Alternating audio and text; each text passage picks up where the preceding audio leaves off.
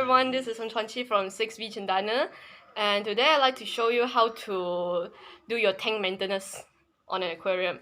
So first of all, we have to grab a bucket, and forgive me if I'm limping because I just split my foot open and I kicked a durian just now. So our bucket, this is a 9 liter plus plastic bottle. I sometimes use a bucket like this, but since that one's occupied, I'll leave it alone. The other things you will need are siphons. I have this airline tubing, which is to suck up the smaller debris, and this is the bigger siphon for the removal of bigger detritus. Okay, the basics for tank maintenance is the basics for tank maintenance is to draw water out from the aquarium and then pour more water back in. In the process, we will do a few more things such as gravel vacuuming, and I'll show you in a moment. For the record, this is a 15 gallon or around 60 plus liter tank. It houses only one betta fish, and this is the king of the tank.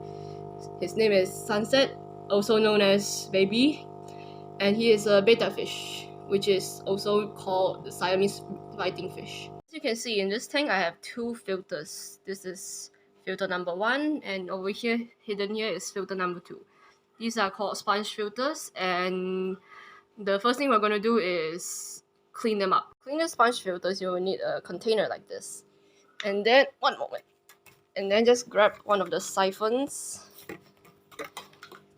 And it can be a little messy, but it's okay. Just plunge the one end into the water and the other end over here. And then you just suck the water out.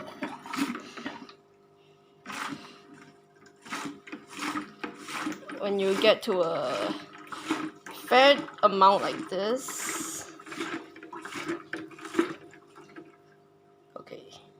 when you get a fair amount like this, you can put your hand in and just detach this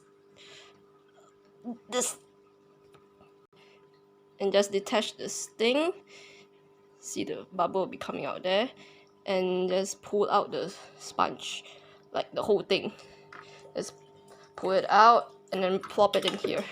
Okay, I actually got a few floaters out, but that's okay. I can just plop it back in like so. Oh, he's cute. Okay, and then we're gonna remove this part the way and put it up here.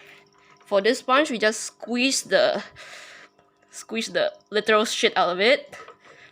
And okay, sorry, not shit. Squeeze the gunk, the debris out of it, and you can see how much filth a small filter has. Like, look, this water.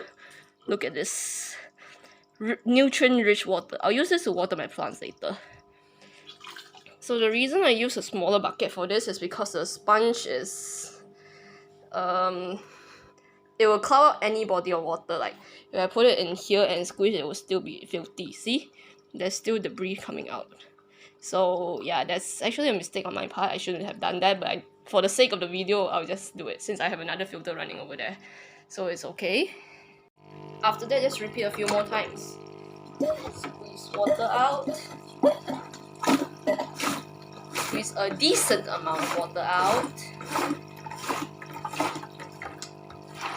Oops, I think I got a snail in there.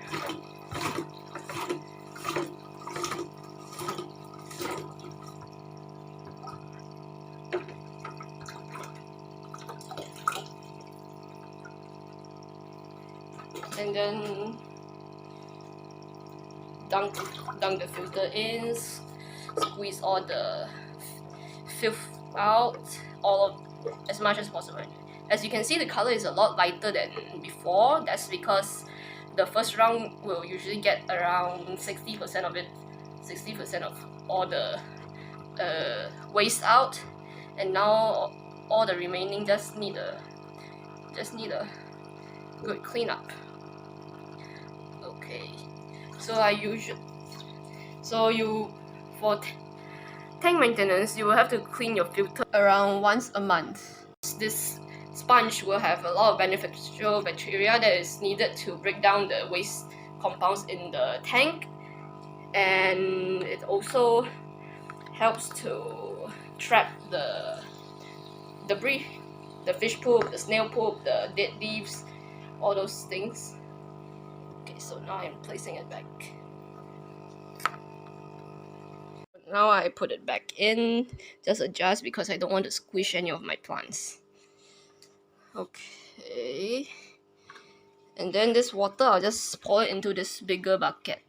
This giant bottle here.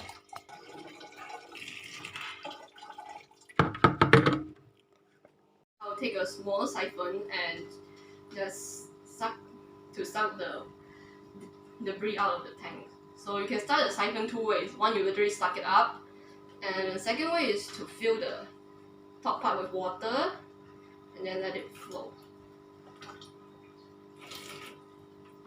Okay, I got this thing started, and now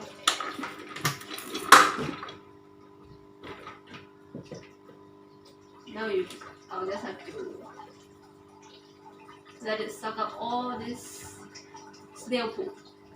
For the record, snails poop more than fish, so this is definitely not my fish poop.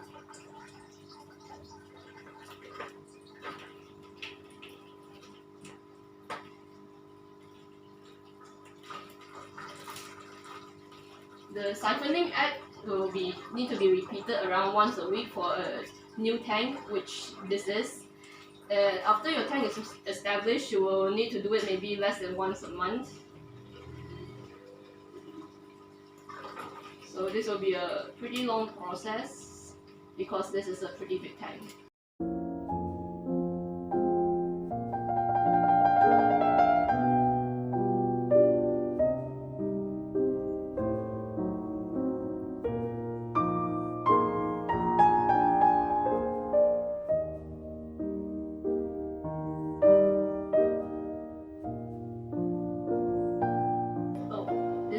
Snail, by the way.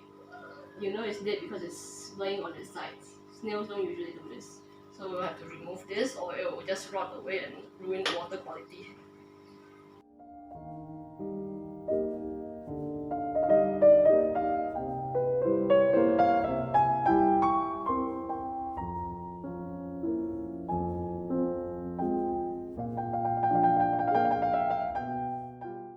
I can see. See what? The poop. Where is the poop? I don't know. I don't know what poop looks like. You want me to stop the recording or what? It's brown. It's brown and it looks like poop. I don't know. Yeah, so poop. Poop looks like poop. Snail poop is like strings of poop. Literally. You know, I forget it.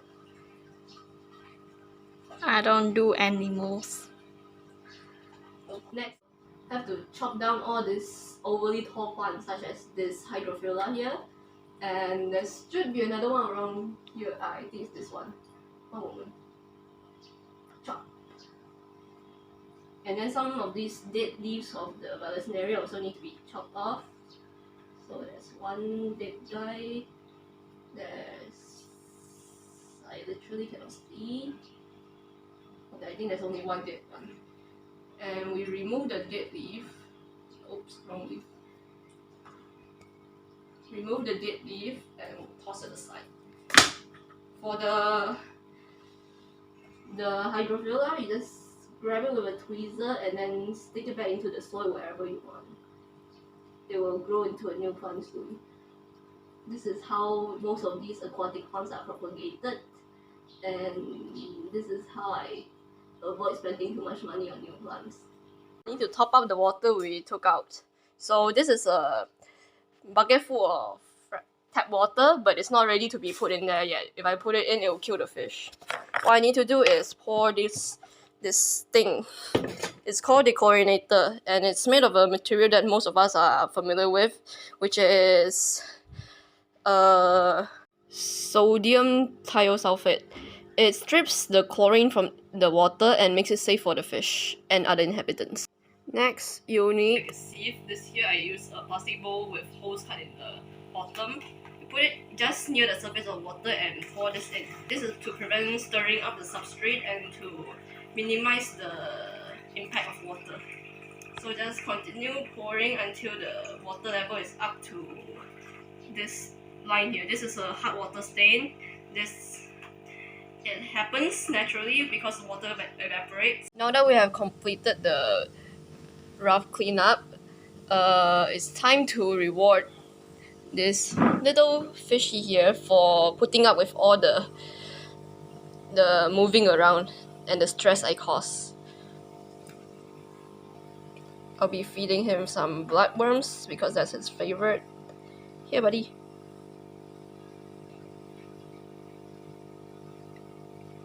Contrary to the popular belief, betta fish are actually quite affectionate. And he knows me. Oh dear. Camera is so blurry. Okay. I hope you like the cleanup. Bye bye.